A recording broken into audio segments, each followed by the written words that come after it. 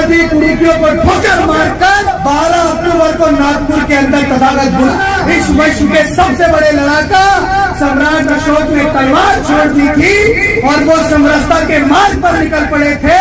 बाबा साहेब अम्बेडकर ने तमाम संघर्षों के बाद ये भी कहा था कि मैं हिंदू धर्म में पैदा तो हुआ हूँ, ये मेरा दुर्भाग्य रहा है, लेकिन मैं हिंदू धर्म में मरूंगा नहीं, ये मेरे बस की बात है। तो आज मैं भी इस बात को यहाँ से दोहरा रहा हूँ कि अभिषेक जाटव हिंदू धर्म में पैदा हुआ, ये मेरे बस की बात नहीं थी, लेकिन मैं हिंदू धर्म में मरूंगा नहीं, ये मेरे बस की बात है। इसीलिए मैं आज एकता की धरती से इस बात को लगा रहा हूँ कि जिस दिन बाबा साहेब अम्बेडकर ने तमाम मनुवादी कुरीतियों को ठोकर मारकर, तमाम हिंदूवादी व्यवस्था को ठोकर मारकर एक ऐसे धर्म को अपनाया जिस धर्म को अपनाने के बाद भारत के सबसे बड़े लड़ाका, इस विश्व के सबसे बड़े लड़ाका सम्राट अशोक ने तलवार छोड़ दी थी और वो समरसता के मार्ग पर निकल पड़े थे। डॉक्टर बाबा साहेब अम्बेडकर ने भी 14 अक्टूबर 1956 को नागपुर के अंदर तथागत बुद्ध के धर्म को अपनाया था। तो आपका भाई भी साल 2024 को 12 अक्टूबर को नागपुर के अंदर तथागत बुद्ध के धर्म की दीक्षा लेगा और हिंदू धर्म को ठोकर मारने का काम करेगा, क्योंकि बाबा साहेब अम्बेडकर ने कहा था कि जब आपको कोई पेड़ छांव नहीं दे रहा हो तो आपको उसके जड़ पे वार करना पड़ेगा। तो इसीलिए आज हाथरस की धरती से मैं ये कह रहा हूँ, जो आपस में भाई को भाई से लड़ना सिखाता हो, जो आपस में ऊंच नीच की भावना रखता हो, मैं ऐसे धर्म को नहीं मानता, मैं ऐसे धर्म को कदापि नहीं मानूंगा। और इसीलिए मैं 12 अक्टूबर को तथागत बुद्ध के धर्म की दीक्षा भी लूंगा और एक नारा लगाऊंगा और आप भी मेरे साथ नारा लगाना। मैं आपसे कहूंगा बौद्ध धर्म की क्या पहचान, और आप कहोगे मानव मानव एक समान। बौद्ध धर्म की क्या पहचान, मानव मानव एक समान। बौद्ध धर्म की क्या पहचान, मानव मानव एक समान। अब कोई ये ना समझे कि बौद्ध कोई धर्म है, वो धर्म नहीं है, वो धर्म है। वो एक ऐसा मार्ग है जो आपको ईमानदारी, भाईचारे और समरसता की ओर बढ़ना सिखाता है, जो आपको बताता है कि इंसान इंसान है, कोई जाति नहीं है, कोई मजहब नहीं है। साथियों, अब जब भी दिल्ली के अंदर हम आंदोलन करेंगे तो मैं आपसे निवेदन करूंगा कि आप अपने इस भाई का दिल्ली के अंदर साथ निभाने आओगे या नहीं आओगे, मुझे बता दो बस। आपके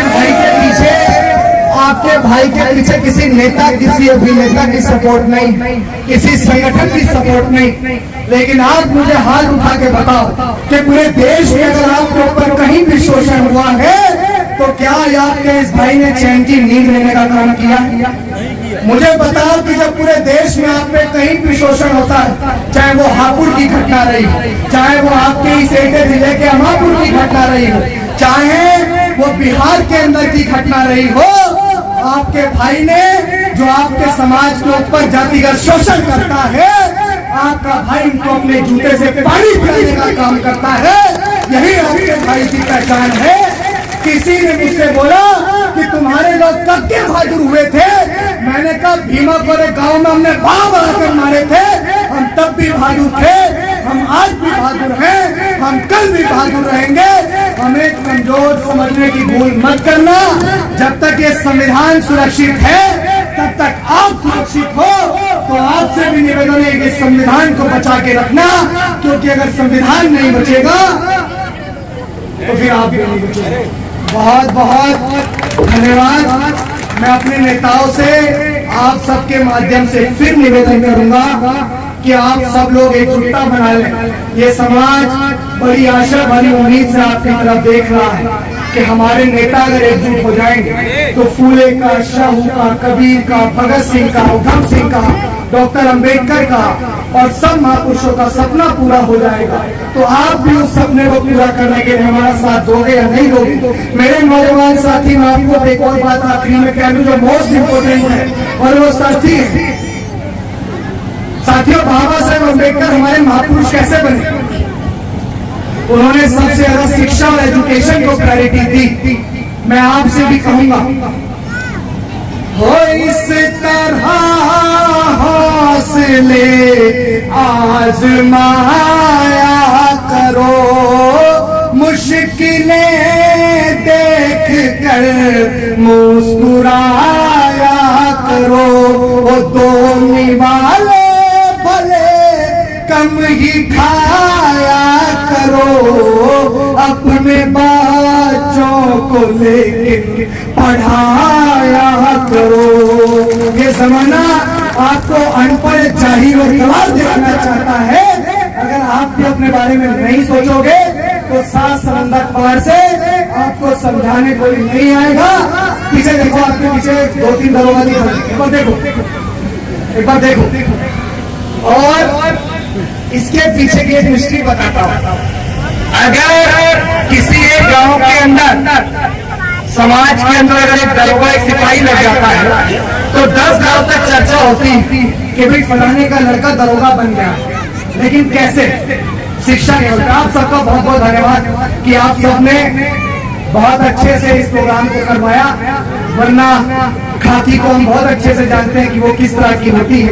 लेकिन आप में देख के जरा भी मुझे नहीं लगा, तो पूरी सभा की तरफ से आप सबका बहुत बहुत धन्यवाद। एटा के प्रशासन का बहुत बहुत धन्यवाद, जिन्होंने ये काम बहुत अच्छे से करने का काम किया। और मैं आपसे कहूंगा कि एजुकेशन को फर्स्ट प्रायोरिटी दो, नशे से दूर रहो। जो नशेड़ी होगा वो बाबा साहेब अम्बेडकर के मिशन का कार्यकर्ता नहीं होगा, और जो पढ़ा लिखा नहीं होगा वो भी इस मूवमेंट का कार्यकर्ता नहीं होगा।